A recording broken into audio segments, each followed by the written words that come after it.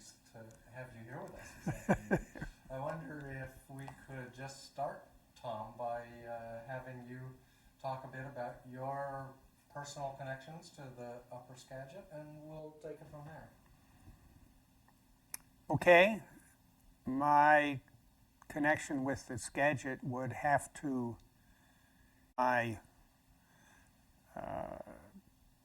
relationship to the North Cascades Conservation Council, which was the lead organization in the Northwest and probably nationally for promoting a park, initially promoting a park in the North Cascades, and then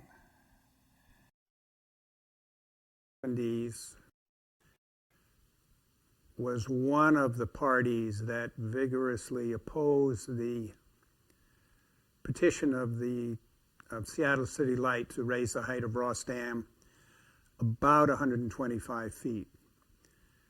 The concerns that we had, well, let me say as far as the N3C, I joined the N3C on the board in 1964, which was 4 years after I came out to the Northwest. I'm a carpetbagger from Connecticut.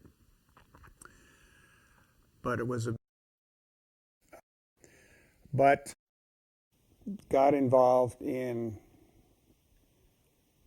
the outdoors, a lot of hiking and climbing, and sort of felt the same way. And one person in particular, Brock Evans, who was the Northwest representative of the Sierra Club, and he was also on the board of the N3C, and he got me interested, and I joined the board in 1964, and I'm still on the board. I am now the treasurer of the organization. But the N3C was started in 1957. You can get all this from Pat Goldsworthy, who is just a monumental figure in Northwest environmentalism. He started the N3C when the Forest Service said, "Pooey on you, we're not going to pay any attention to your wilderness proposals." The Forest Service evolved into an organization which was run by timber people for timber people. And natural resources other than timber were given maybe lip service in multiple use, but they were really, the Forest Service really is interested in board feet. And even in the Glacier Peak Wilderness area or backcountry area, whatever you want to call it, the Forest Service was not particularly interested in wilderness values, in preservation. I'm sighing because you know there are two, everybody, sure you're an environmentalist. Who is an environmentalist? Maybe some legislators from Alaska. But that doesn't mean very much. And there are two basic strains of environmentalism. One is the utilitarian. The best use for the most. And the other is the preservation. And they both sort of started off around the turn of the last century, with Gifford Pinchot being the first head of the Forest Service and John Muir being the first head of the Park Service. Very different strains of environmentalism. Forest Service is far more inclined to the utilitarian point of view. Park Service more inclined to the preservationist point of view. In any event, the Forest Service, which owned most of this land, said, we're not going to give you very much in the way of wilderness. So organizations led by Goldsworthy and the 3C began to focus on how do we national park here. And the park was created in 1968. Success. Of course, we had two very powerful senators then. Jackson was environmentalist. He liked to think he was environmentalist. He did a lot of good. But I can remember very clearly hearings held in Seattle on the congressional proposal to have to establish a park. It was 3 days of just throngs and mobs of people clamoring. Here and there were some public officials saying, well, no. But they really got drowned out. And there was so much public pressure that the park was created the first session in which the bill was introduced. Now, there had been proposals for the park, I guess going back years and years, but this one really took off. And one of the struggles, of course, is what do you do with Ross Lake? Ross Lake existed because it was the lake created by Ross Dam. It's one of the series of 3 dams on the Skagit. And City Light had it in mind that it wanted to raise the height of that dam 125 feet. And from the point of view of the N3C, the Sierra Club, the Wilderness Society, Federation of Outdoor Clubs, the whole gamut, the Mountaineers, the whole gamut of Northwest and national environmental organizations took a very dim view of that. Now, 125 feet, that doesn't sound like much, but from our point of view, we perceived that there would be enormous destruction. First of all, enormous destruction that would follow from the raising of the dam for a small amount of power. There was some peaking power that was going to come out of the dam as sort of it's disputable about how you measure peaking capacity and energy capacity, and that was somewhat of a fight. Can you say a bit about what the difference is between the two? Well, yeah, energy is the power that is needed for basic load. Mm-hmm. Peaking turn off and on depending upon whether people are home doing their dishes and their laundry and turning on their lights and that kind of thing. So he has to have the capacity run their dishwasher or come home from work and turn on the switch. They want the lights to go on. Mm-hmm. They all depend on how you measure the capacity. It's because you already had an existing dam, and of course there would be no more water going over the dam. You had more capacity because you in the water, which turns the turbines. But anyway, from our point of view, it was about less than 1% of the perceived needs of the Northwest and City Light, and we thought you could buy the power cheaper elsewhere. But when we talk about the destruction that would be caused by this, it was our feeling that the destruction would be in the loss of natural resources.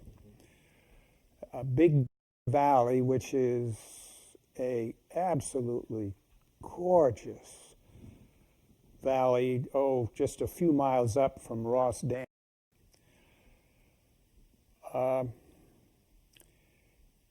Was a basically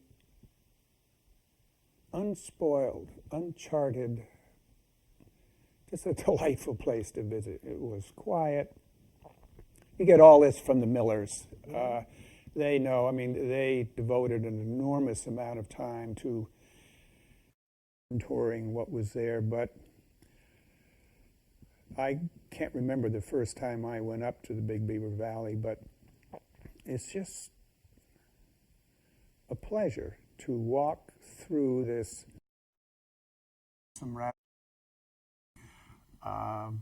But there's that are there are undamaged by mankind, and that would be flooded.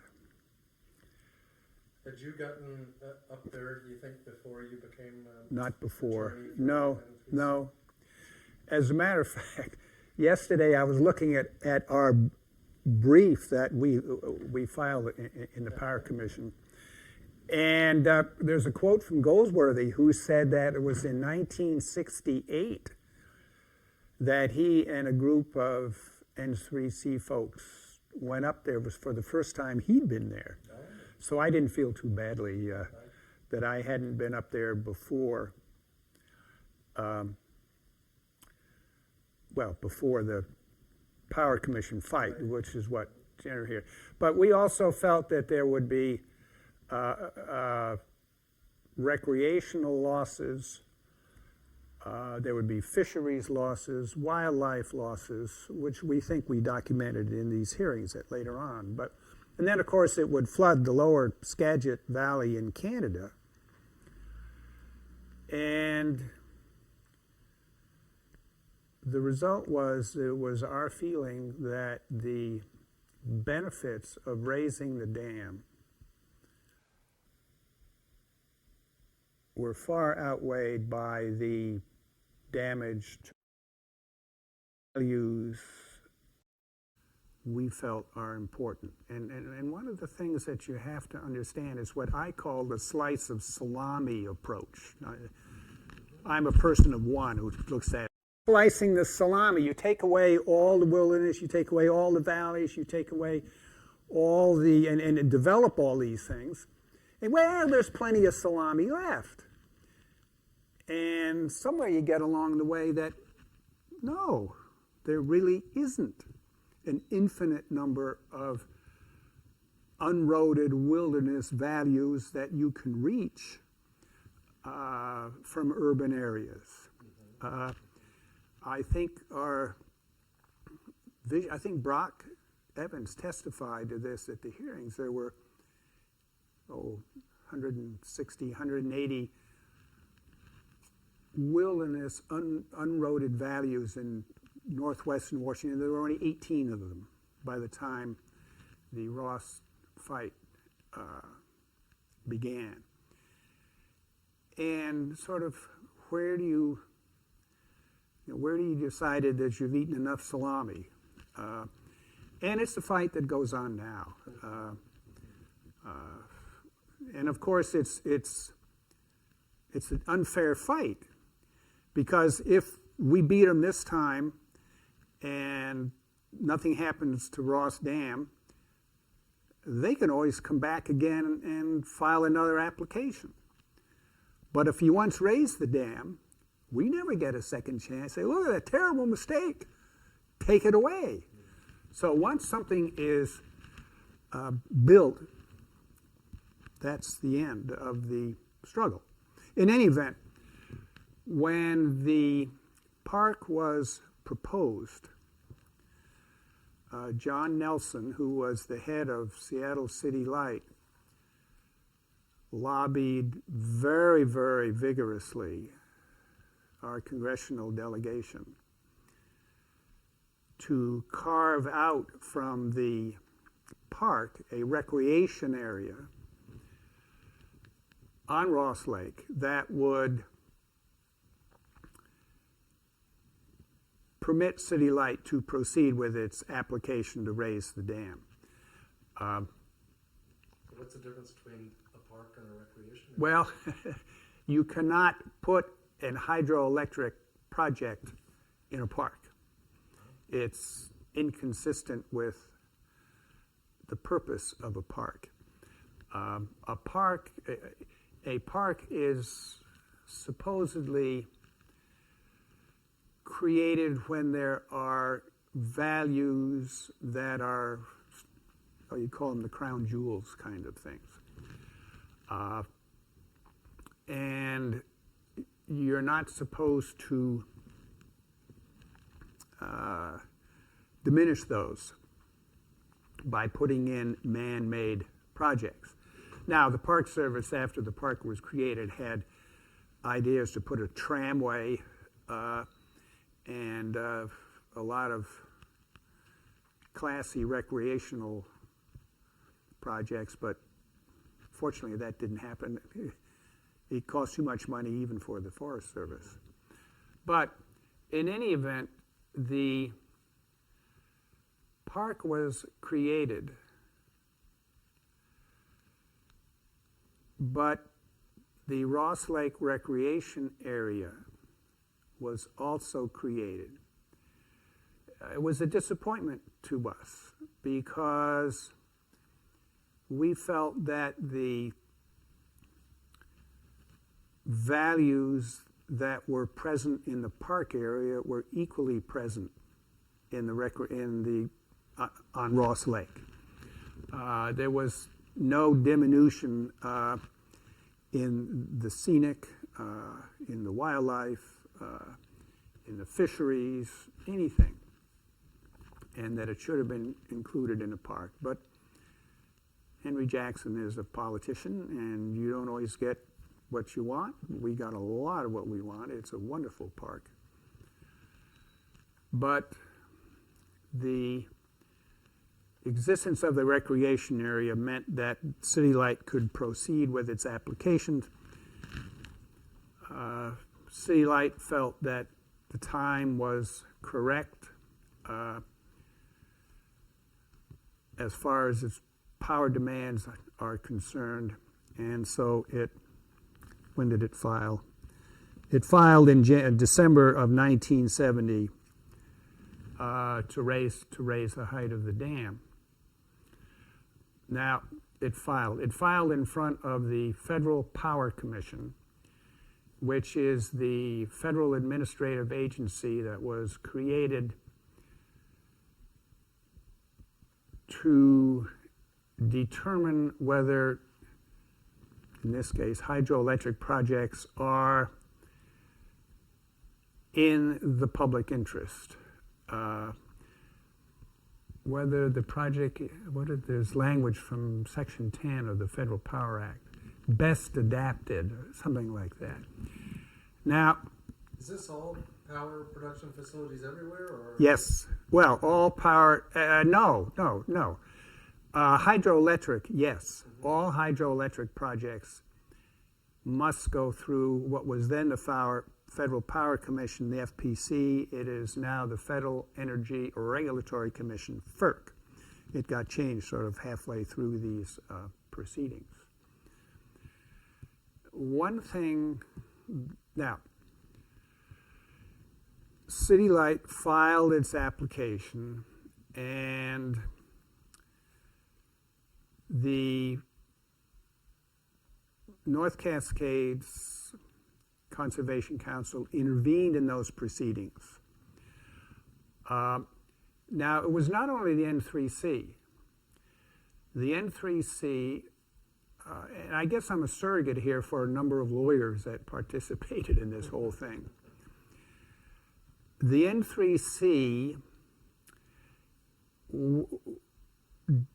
were joined by the Sierra Club, the Wilderness Society, the Federation of Western Outdoor Clubs, the National Park and Recreation Society, and we became known as the American Interveners. And I represented, I'm a lawyer, I was in private practice, and I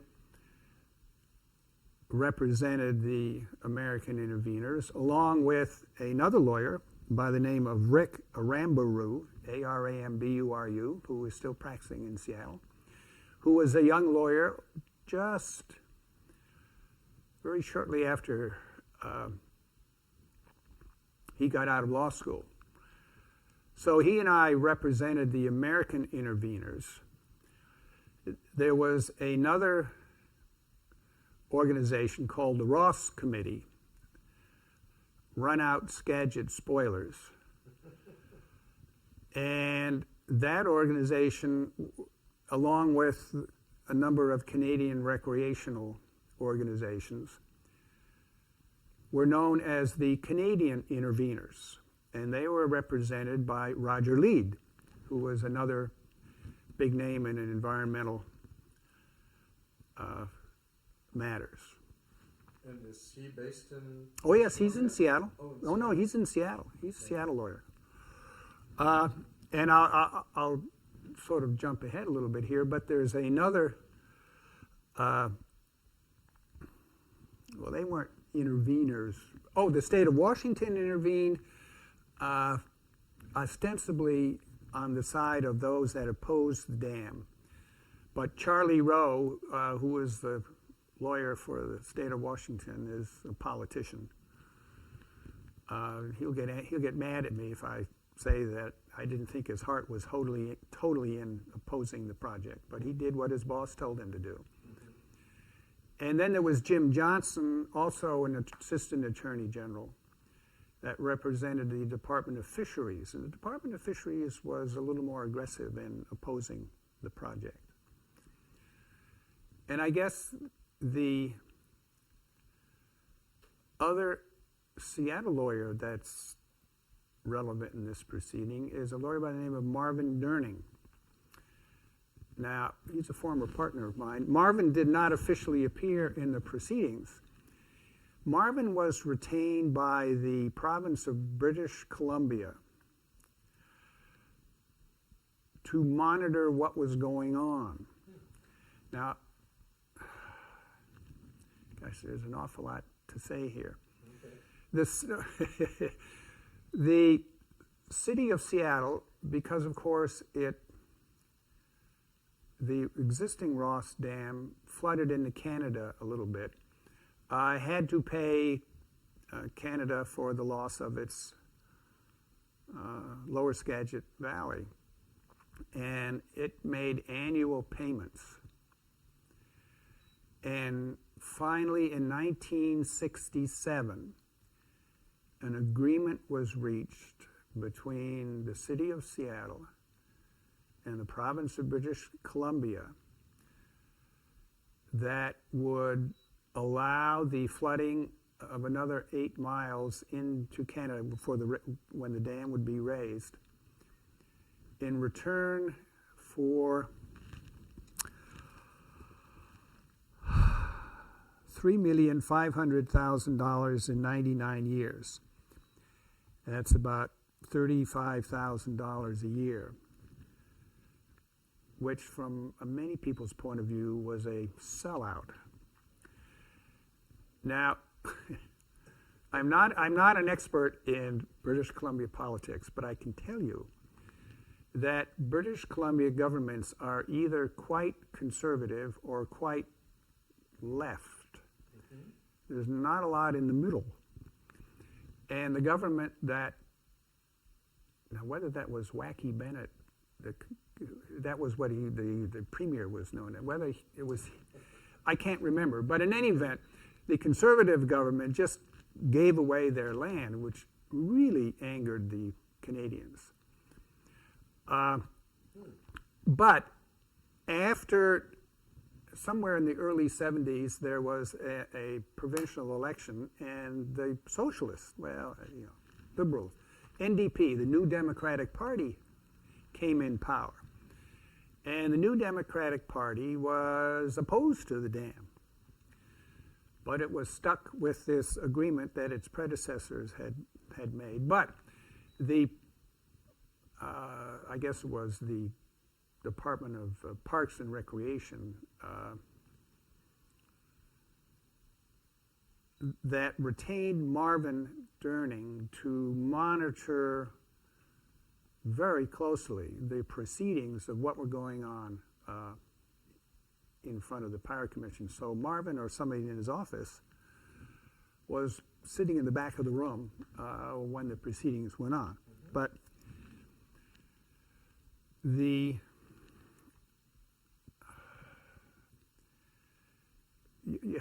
have to understand a little bit about the Federal Power Commission. I wanted to ask you one question here about them. Because the lake extends over the international boundary, did this allow either the national government of Canada or the provincial government of British Columbia to have some say in a Federal Power Commission proceeding?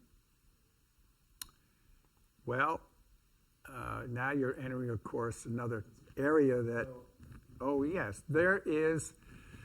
there are a number of rivers and bodies of water that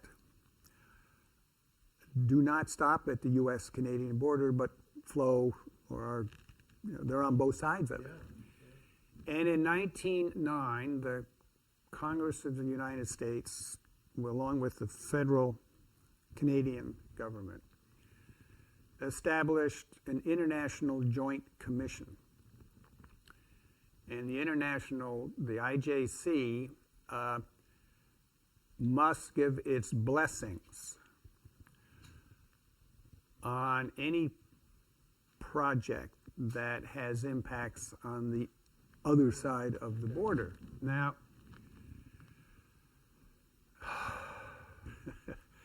one of the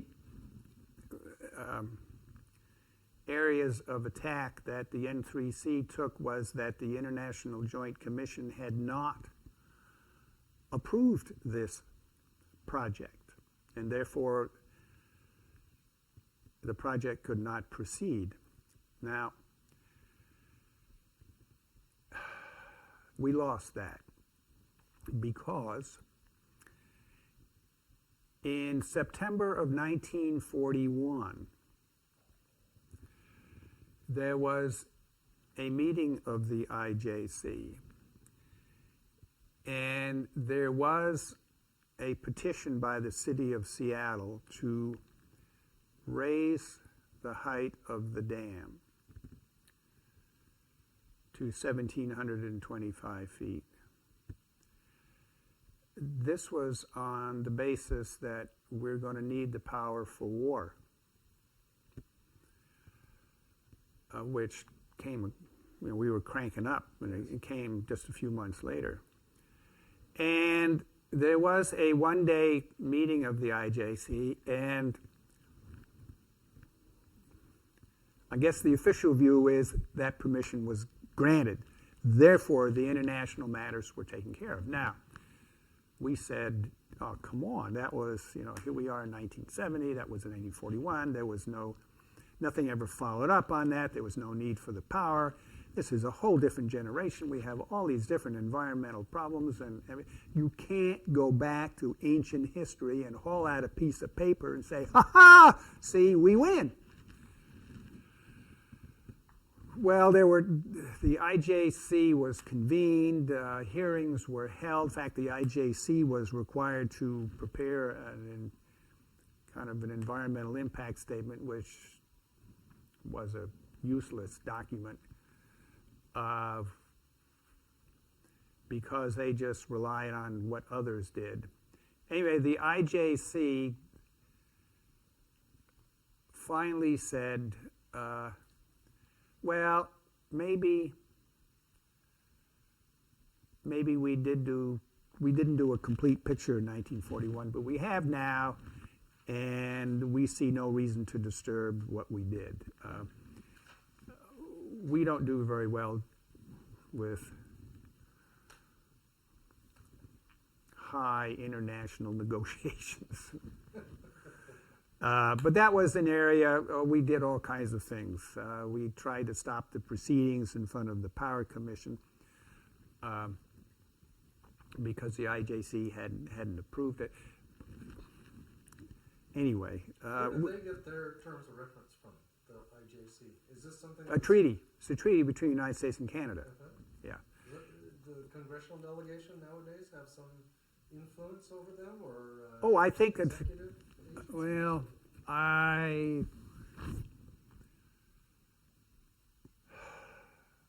don't know. I can't answer that. I'm sure it's a political body, it's an independent body, but they're very rarefied folks, and they don't get involved in high controversy. They just prefer to stay out of that and meet politely and have nice sessions. I mean, I'm a little,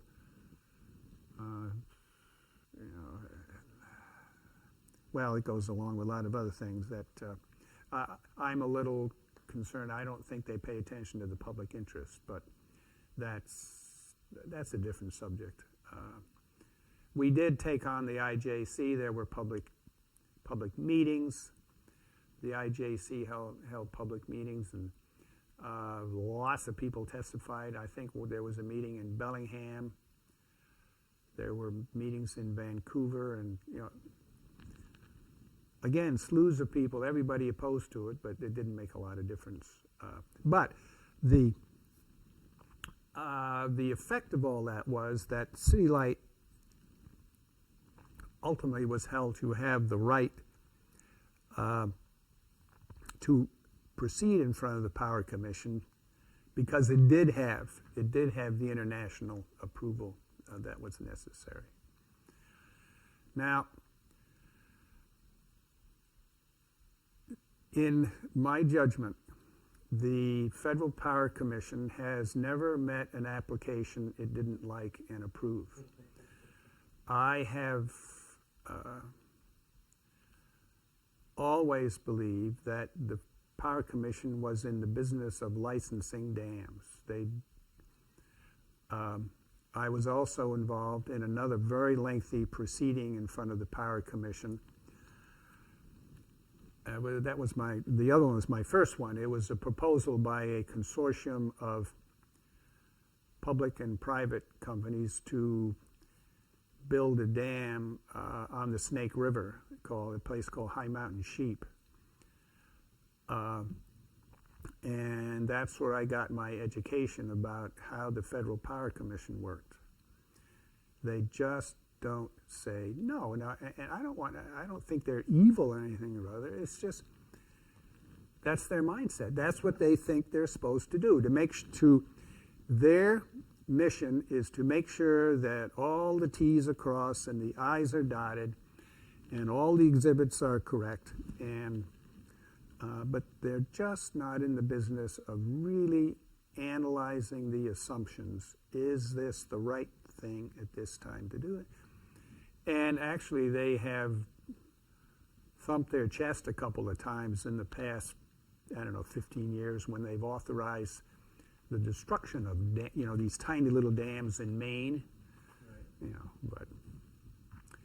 But in any event, I was never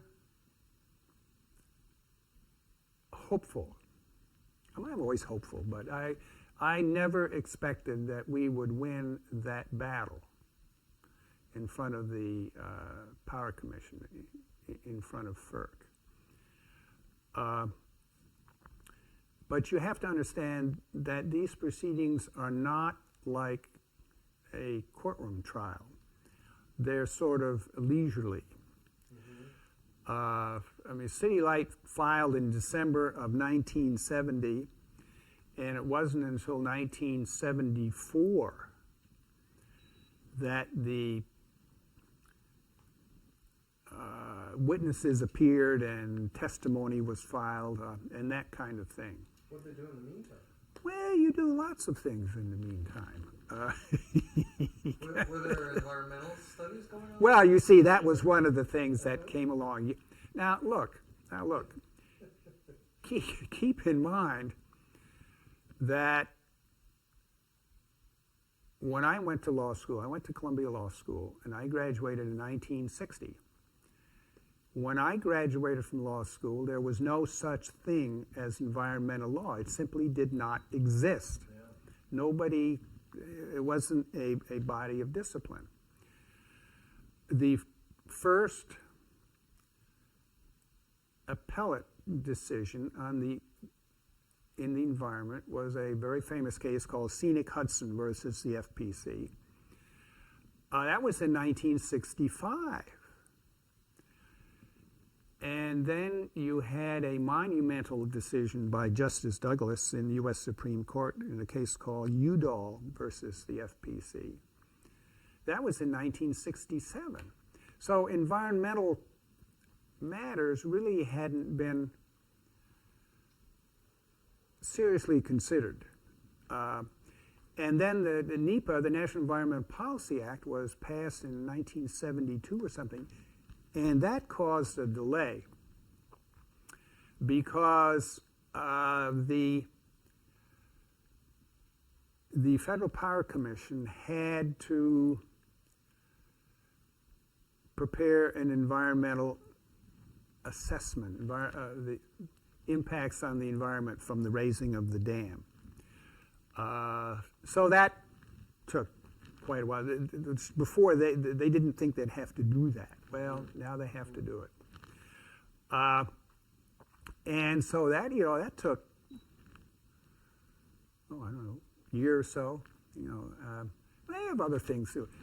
Now, let me just say this. In these proceedings before this administrative body, you've got the proponents. You've got City Light, the people that want to get the license to raise the dam. You've got the opponents, those, the N3C and the American interveners, the Canadian interveners, opposed to the dam. There's a third group of lawyers, that are employed by the Power Commission, their staff, and they present witnesses too. They are there to make sure that the record is complete and that everybody's being honest and that kind of thing. And they put on some very interesting people in this case. But the staff lawyers had to prepare an environmental impact statement. City Light had to do some work in that. But let's see what happened here. I think, what did I do?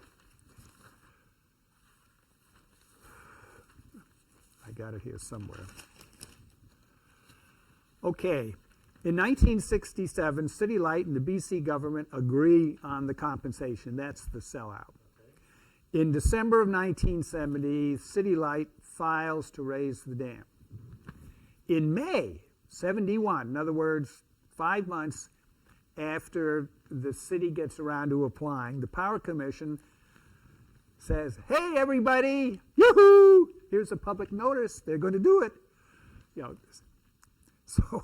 yeah, I don't know what they do in 5 months. I don't know. In July of 1971, the American interveners get in the case. Do you have to do something in particular? You file a piece of paper. Yeah. Oh, well, you have to say why you should be allowed in, but it's just lawyers writing the correct words.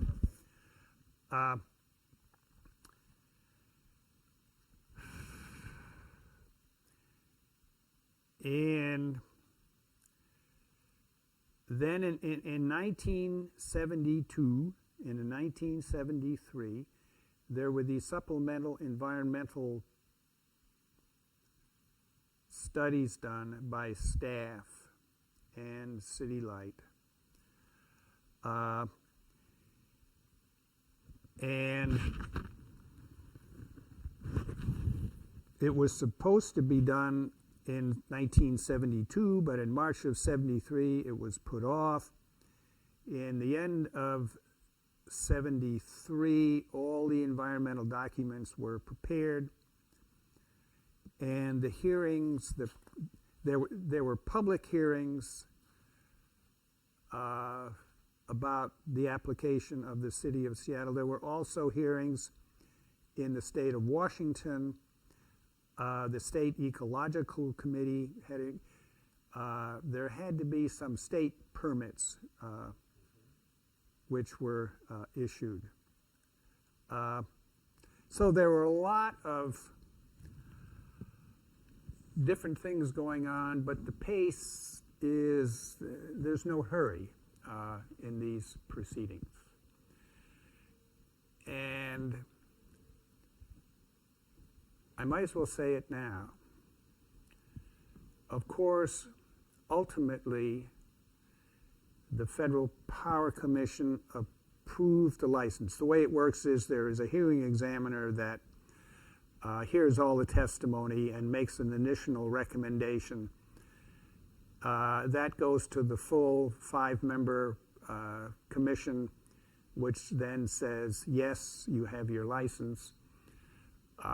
We then appeal. We hired another lawyer by the name of Bruce Terrace, who's a Washington, D.C. lawyer of renown.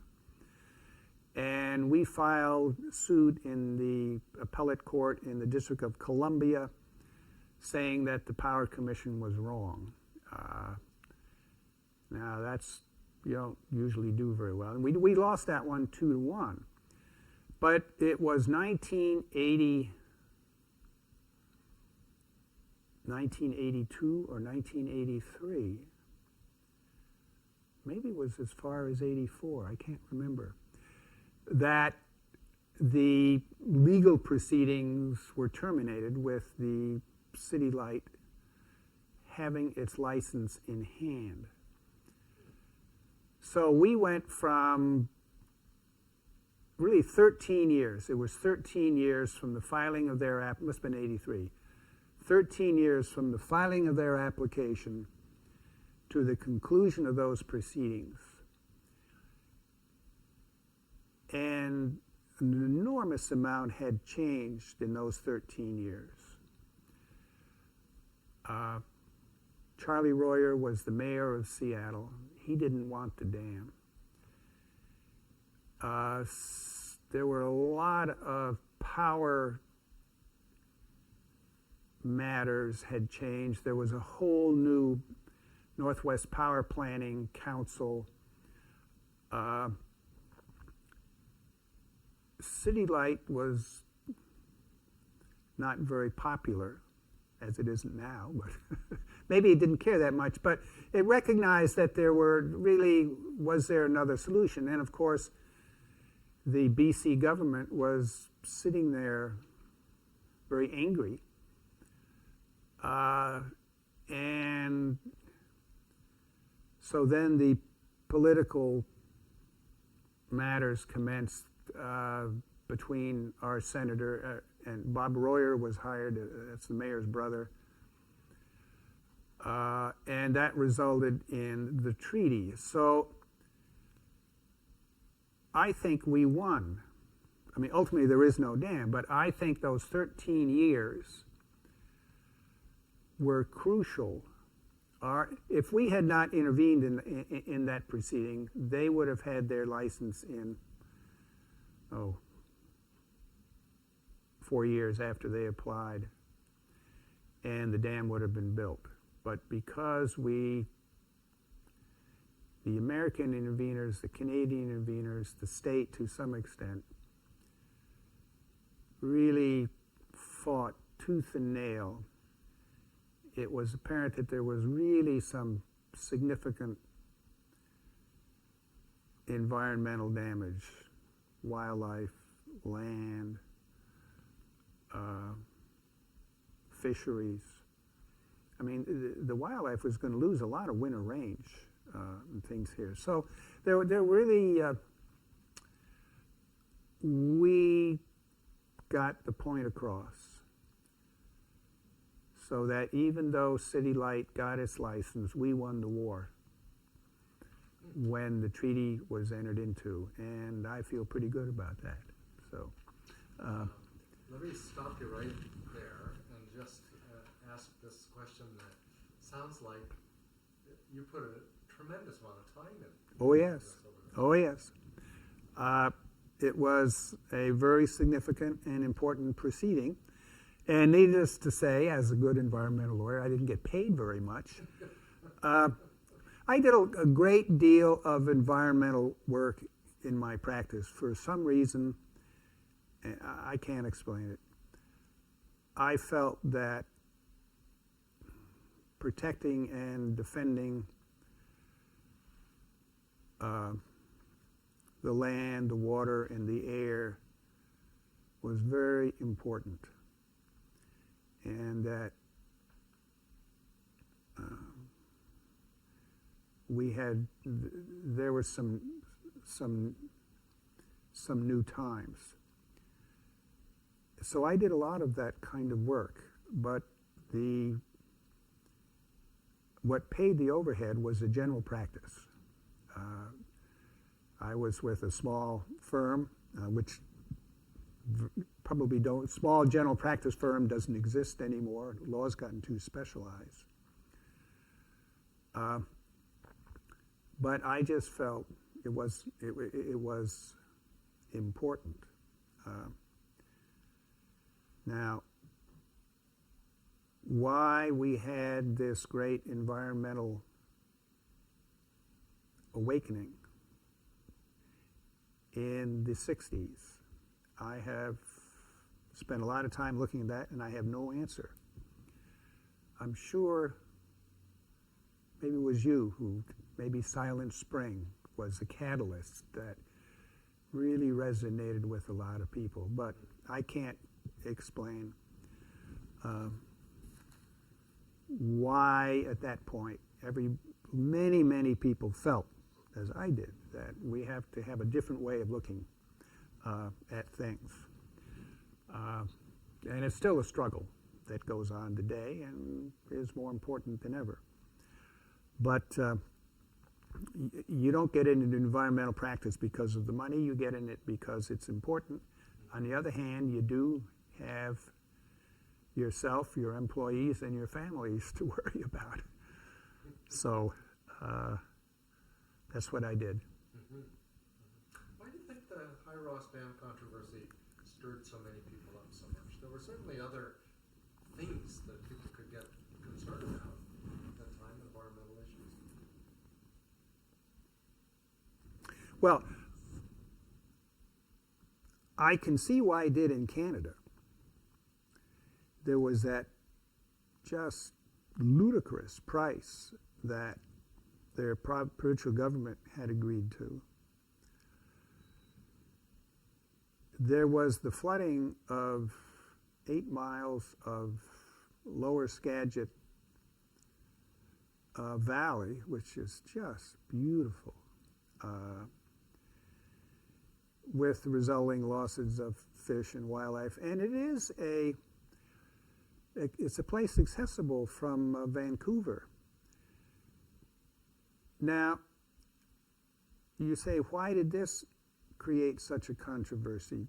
I mean, this was just one of many controversies that were going on. There were lots of other issues, land use issues. The environmental matters were just very important, and Ross Dam had a lot of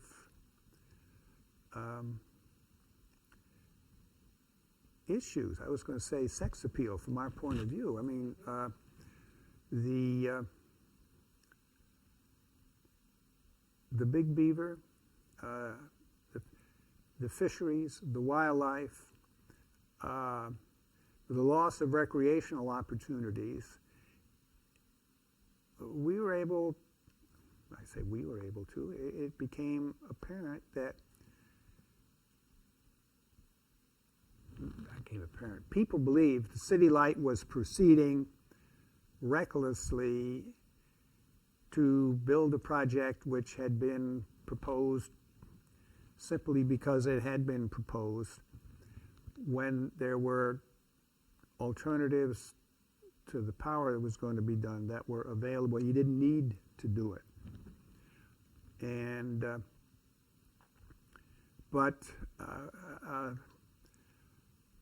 there were issues of nuclear power at this time. And we had lots of exciting things that were going on. Mm-hmm. I'm sorry we're sort of going on these days, but a lot of things become institutionalized. I mean, we always do an environmental assessment on any project, more or less. And I don't believe that you could seriously propose any hydroelectric project anymore in the United States. The hydroelectric is very destructive. It's called clean power, but it isn't. I mean, it just does havoc with the fish. There's a lot of pollution that's created. There's a lot of land values which are destroyed. It's just politically, you can't do that now. Keep in mind also where this project was proposed. It's in the middle of the North Cascades. Now, the North Cascades are pretty rugged and pretty scenic and pretty beautiful, and they don't exist really anywhere else. And here was City Light trying to build a big lake,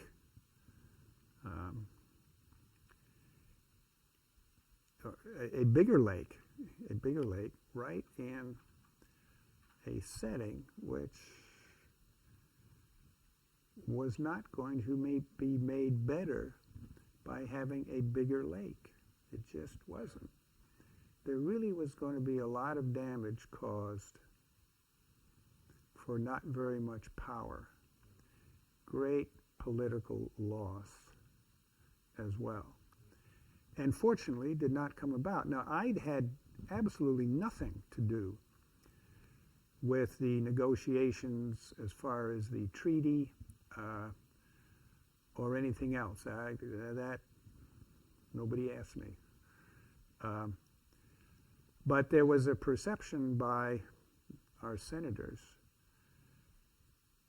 that, and with Charlie Royer and Bob Royer, we can do something. And it was very quickly, as far as I understand, very quickly reached an agreement. And part of that agreement, of course, was that there would be the Skagit Environmental Endowment Commission, a fund set up so they could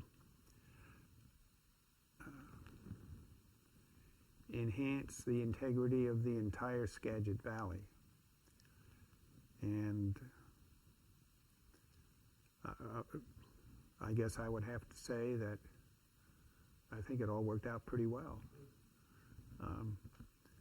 But we held them off. We held them off when we had to.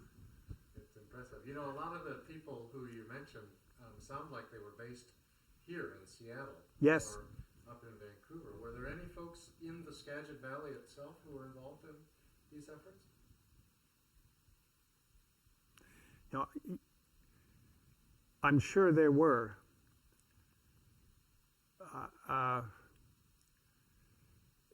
You know, there are the people live in Mount Vernon. There are people live in Marble Mount.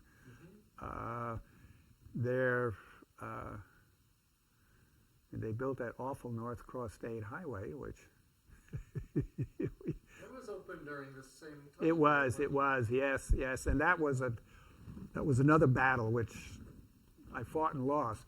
That was only built because there were no federal funds involved, and the builders did not have to comply with NEPA, the National Environmental Policy Act, and all the state funding was done before SEPA, the State Environmental Policy Act, came in. But it's there. You know, we don't. I've used it, but it would be nicer if it wasn't. But you know, I'm a member of a very small minority in that one. But in any event, that was done just about the same time. Yeah. But you say involved in these proceedings. One of the things, I'm sure there were people, there was all kinds of public meetings and hearings to hear what the folk have to say.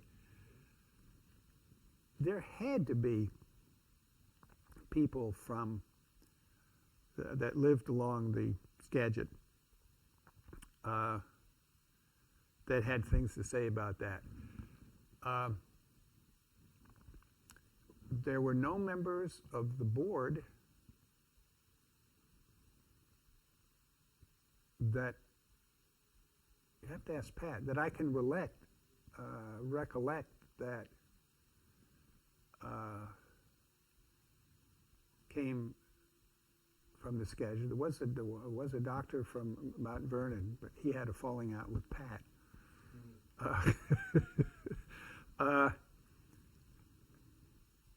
It's interesting as I reflect on that, because this should have been something that I would have thought about. Gee, we need a local to say that this is a terrible thing.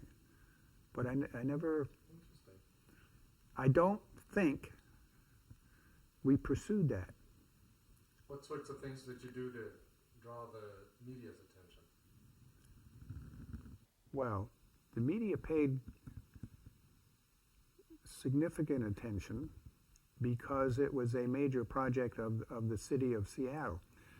But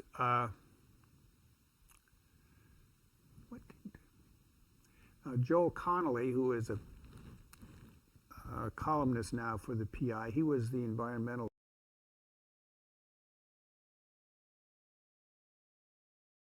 Had some interesting things to say. But it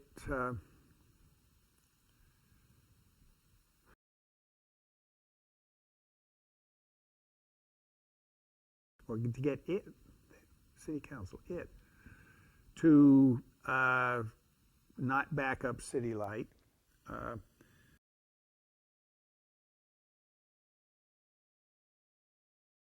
Was the consummate politician. He was the mayor when the city applied, but he didn't. He said he didn't like it, but he didn't do anything about it. But people in public office have different pressures, and it takes a bunch of committed folk to steer things in the right direction. Something else struck me that as interesting only by omission is that in the things that I've read and people that I've talked to briefly about this is. Oh, why don't we stop and you can